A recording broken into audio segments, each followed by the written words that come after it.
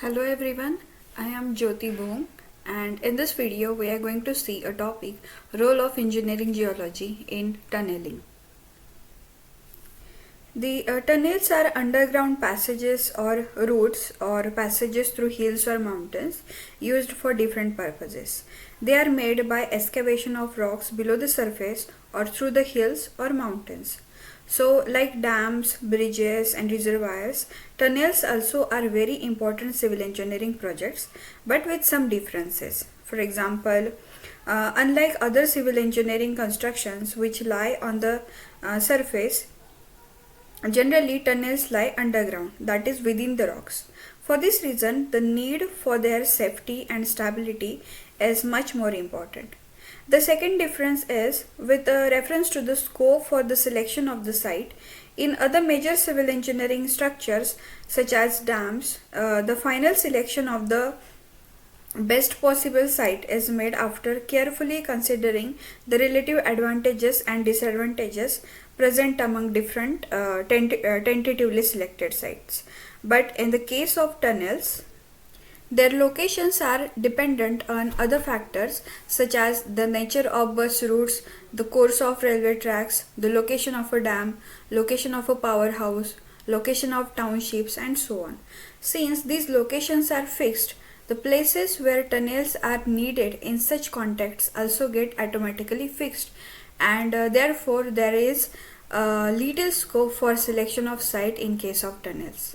Of course, there may exist a little flexibility in fixing the alignment of a tunnel. Therefore, tunnel sites offer little choice as far as selection is concerned because they are fixed to suit the needs of concerned projects. The purposes of tunneling. So, tunnels are made to serve some specific purposes often, tunnels are excavated across hills or highlands to lie roads or railway tracks for regular traffic and transportation of goods. So, less commonly, tunnels are dug underground for tube railways. The main purpose of these tunnels are to reduce the distance between places of interest across natural obstacles like hills to save time and to provide convenience. The tube railways, which are prohibitively costly, are planned in very busy and covered cities to serve crowded cities to serve additional routes of conveyance. They have the advantage of leaving the ground surface undisturbed so that it can be used as desired. So such tunnels are also referred to as a traffic tunnels. So divergent tunnels. So to facilitate the work of dam foundations, the dam site should be dry, and this objective is achieved by diverting the normal flow of river water through the tunnels dug along the valley sides. So tunnels of such kind are known as divergent tunnels. The next purpose is pressure tunnels. So the pressure tunnels or hydropower tunnels are those which are used to allow water to pass through them under force. Such tunnels are meant for power generation.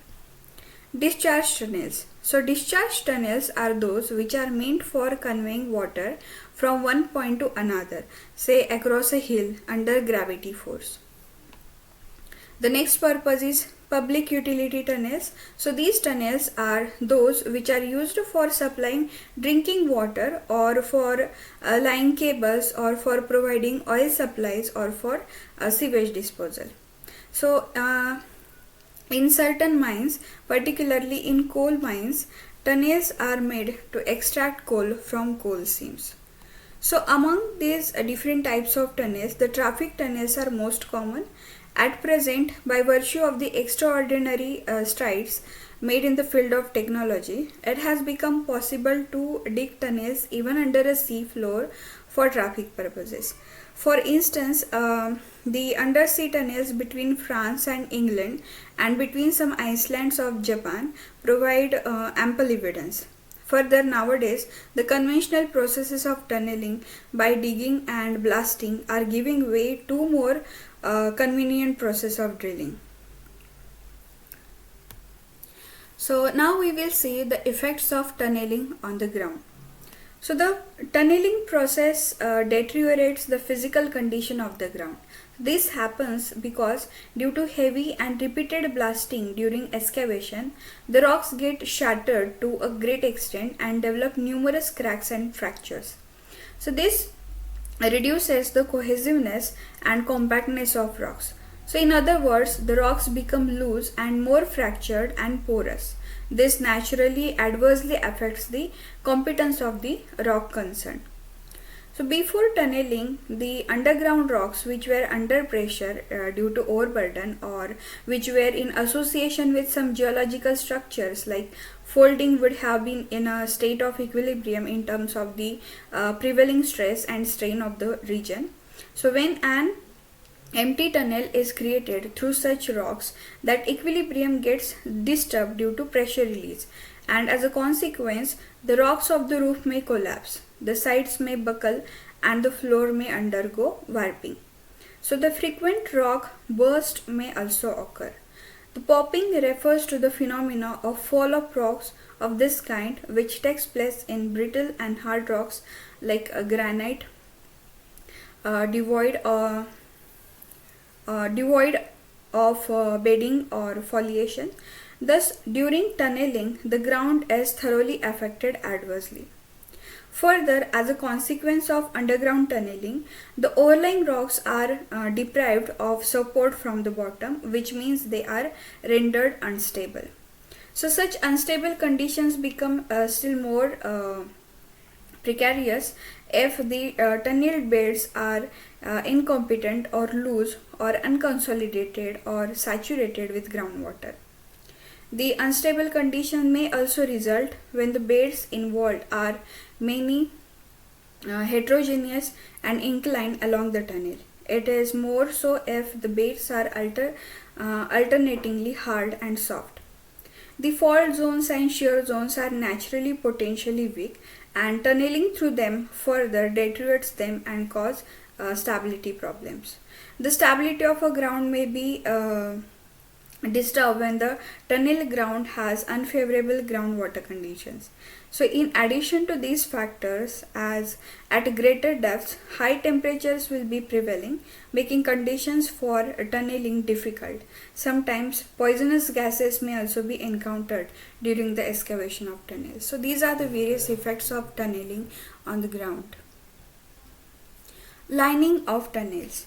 So the when tunnels are made through weak or loose or unconsolidated formations, they are provided with suitable lining for safety and stability. So the lining refers to support provided for the tunnel.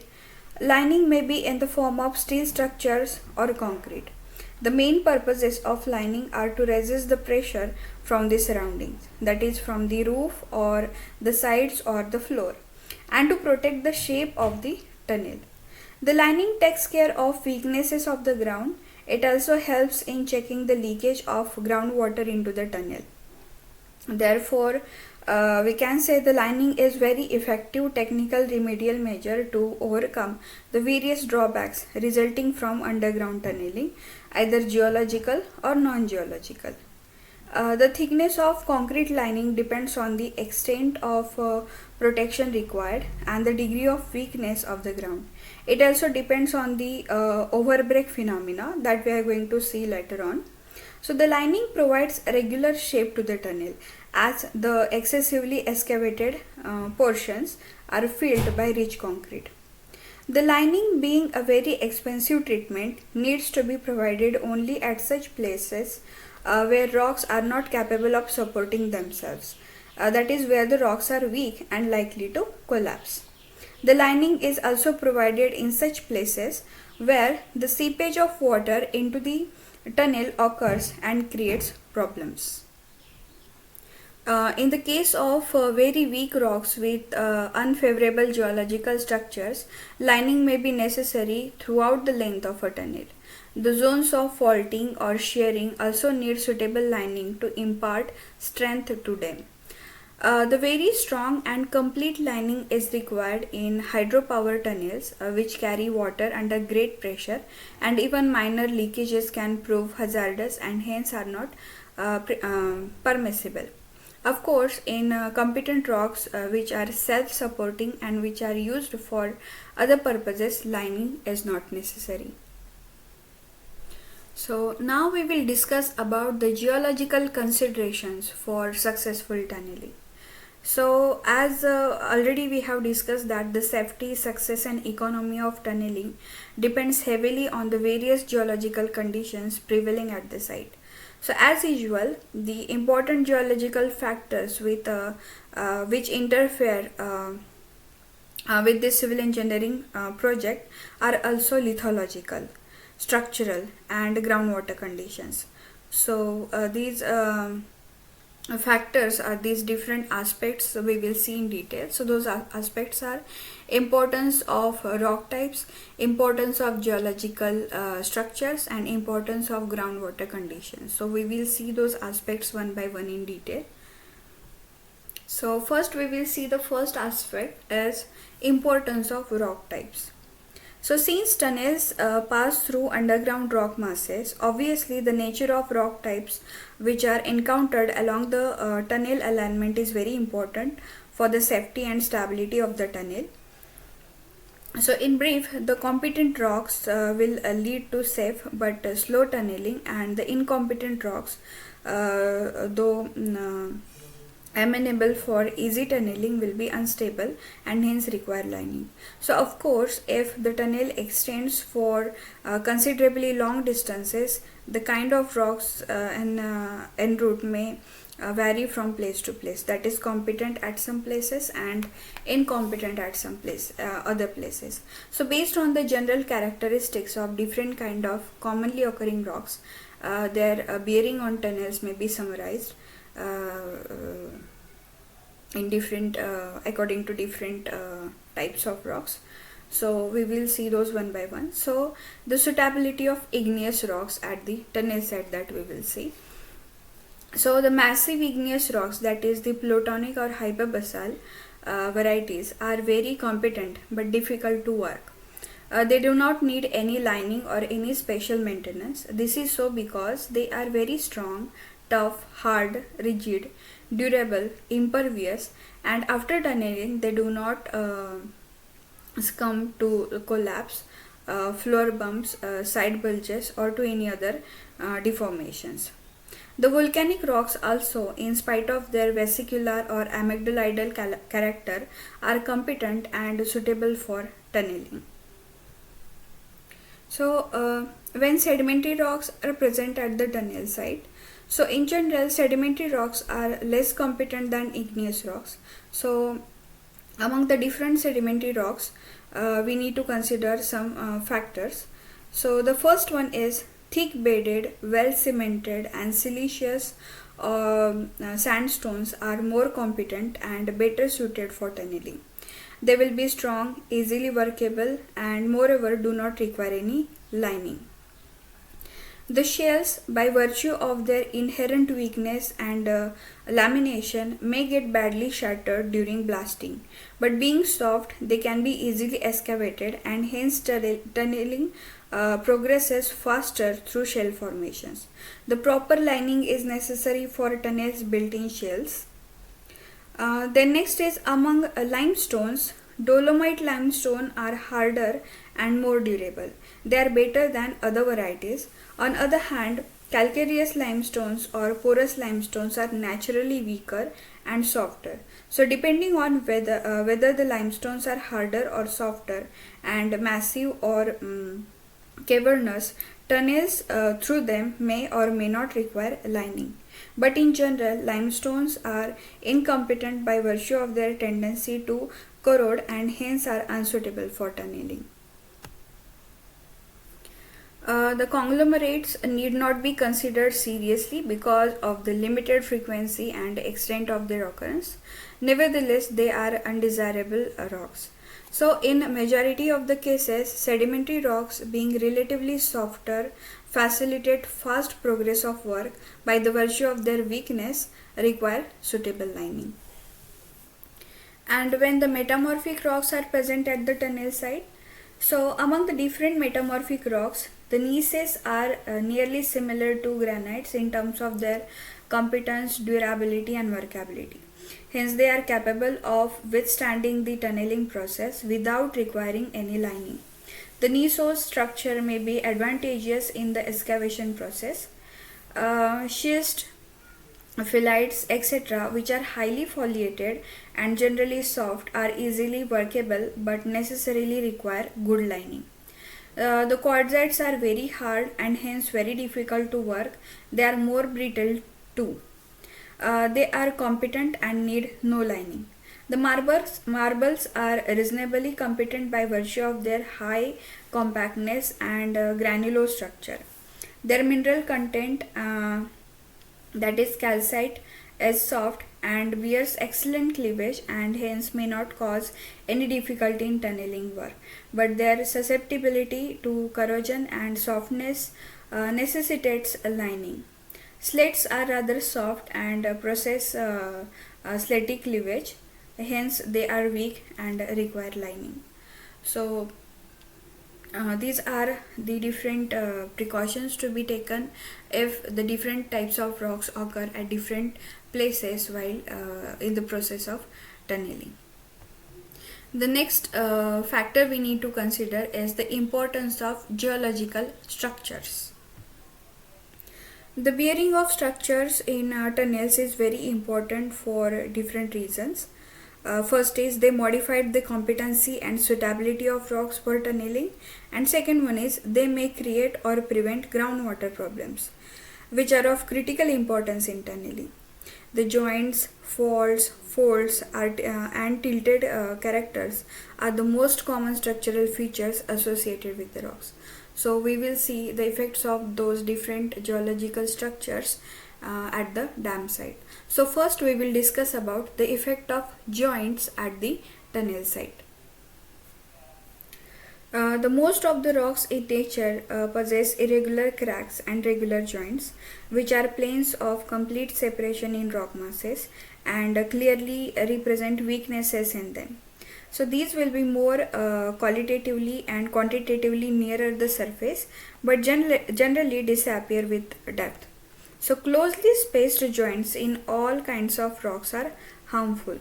However, in general, in igneous rocks which are exceptionally strong, the presence of suitably spaced joints may be advantageous in the excavation process. Further, their presence may not harm their self-supporting character. Of course, as cited in the preceding so as closely spaced joints may lead to overbreak, which is undesirable. Another problem that is likely to crop up due to joints is a groundwater problem. Though the occurrence of joints in any rock depends upon the tectonic history of the region, certain rocks are often characterized by some varieties of joints. The mural joints in granites, columnar joints in volcanic rocks, and sheet joints which occur nearly parallel to the surface and are more prominent near the surface, in many rocks are more common. So the joints being oriented cracks, their attitude with reference to the tunnel alignment is also very important. Such of those joints which strike parallel to the tunnel axis naturally persist for a long distance and hence are undesirable in all kinds of rock. On the other hand, joints which strike oblique or perpendicular to the tunnel axis will obviously have a limited effect on them. In sedimentary rocks, the occurrence of joints is undesirable because these rocks, which are originally weak and incompetent, become still more weak. As in the case of other rocks, the presence of joints in these rocks depends on past tectonic history of the concerned region. Though sedimentary rocks do not bear any characteristic joint pattern, usually they have one or two sets of joints which lie mutually perpendicular to each other. The some joints in them may be due to folding or faulting. The sheet joints may also occur in these rocks. With regard to the effect of attitude of joints on a tunnel, it is similar to what is mentioned in the as in the case of igneous rocks. So in general, the occurrence of closely spaced joints is very undesirable in sedimentary rocks as they considerably reduce their physical strength, cause excessive overbreak, um, and may also worsen the groundwater problem. And in case of metamorphic rock also, joints are not characteristic but are frequently present. The granite gneisses and quartzites, being very competent, can remain suitable for tunneling even if some joints occur in them, but schist and slates with joints will become very incompetent and necessarily require lining. The marbles which possess joints are unsuitable for tunneling because in them joints are root causes for the occurrence of sinkholes, solution cavities, and channels.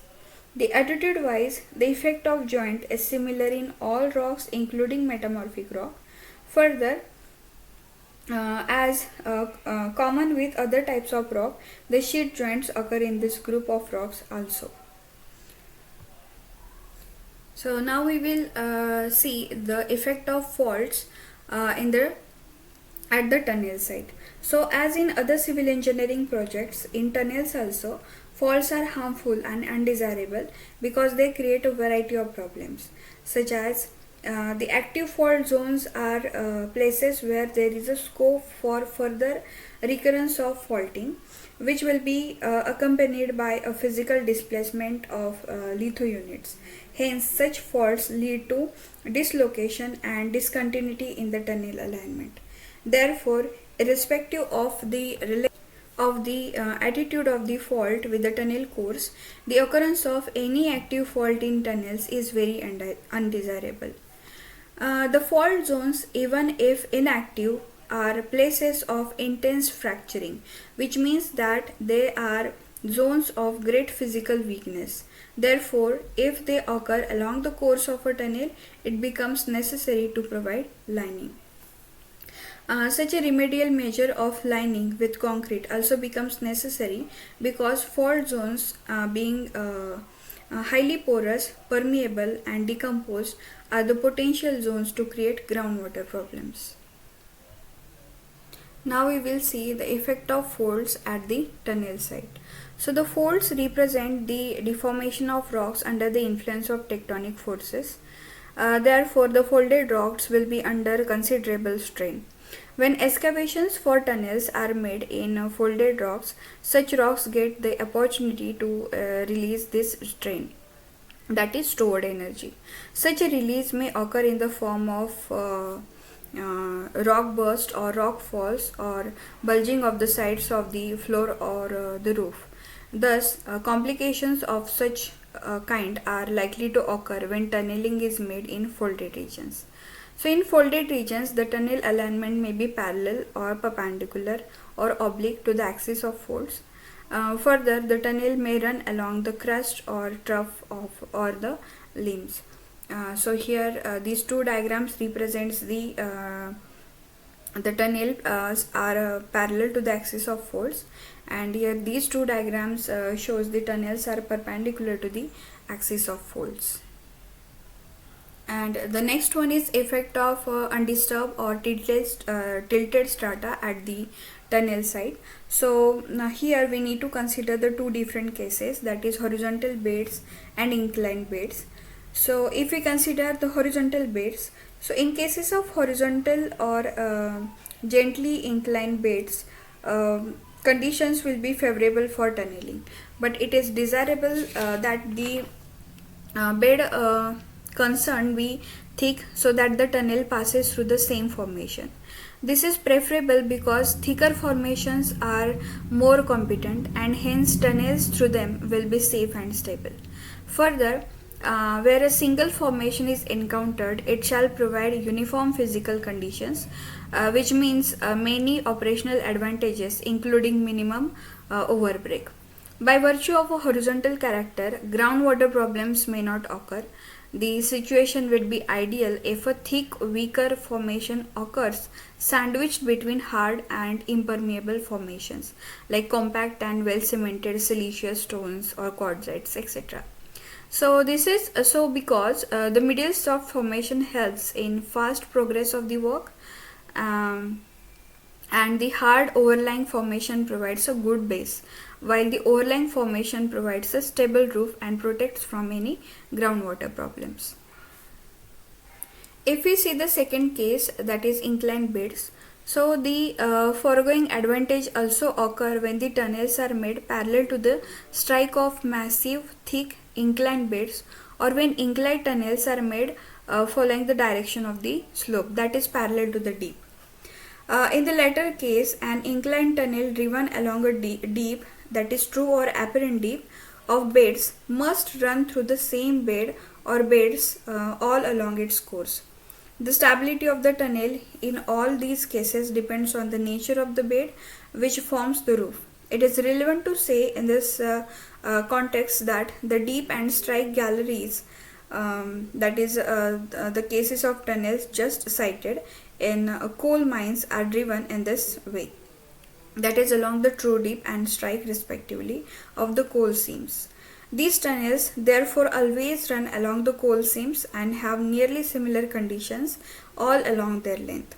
So when a tunnel is along a strike or inclined beds, that is vertical or steeply inclined, the unstable conditions may occur.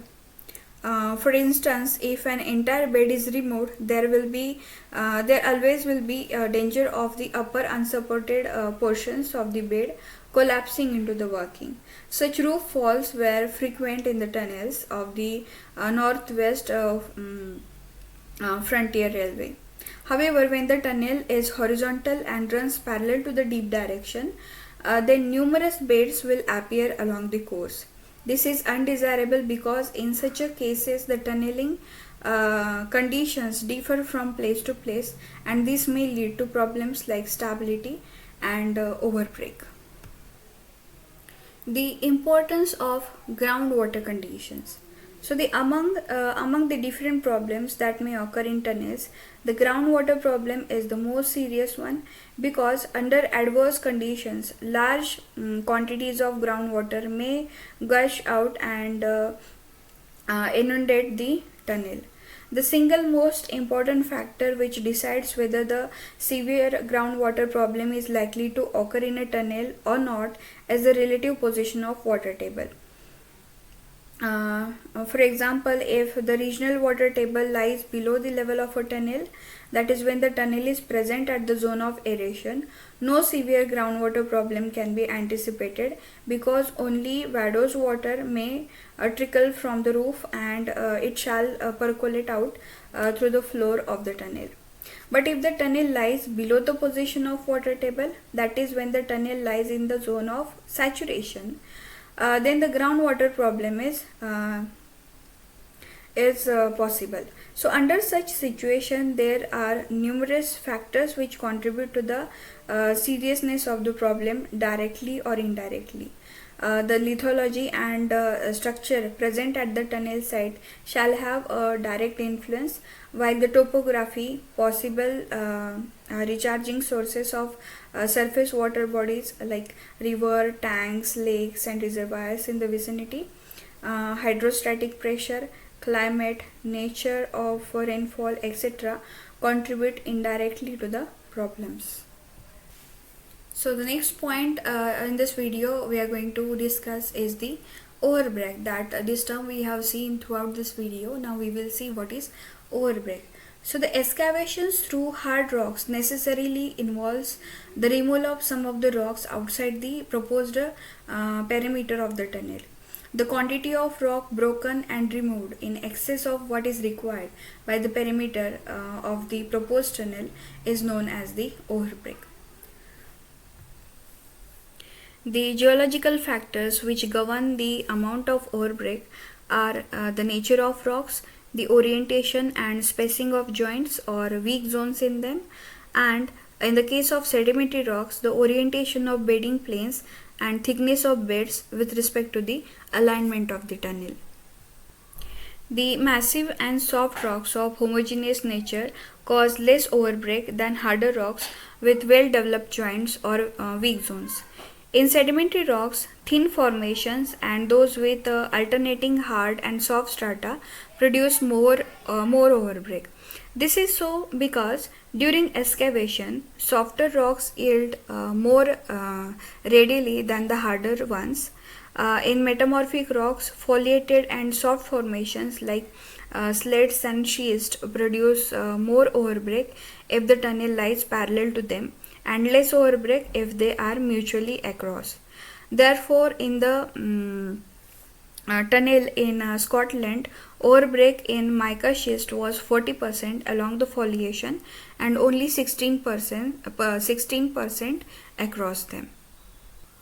So, in general, tunnels which pass through the single thick homogeneous formation without structural defects produce little overbreak, whereas tunnels which pass through the variety of rocks, either because of less thickness of strata or because of alignment cutting across different strata along a deep direction, with structural defects like fault zones, have more overbreak.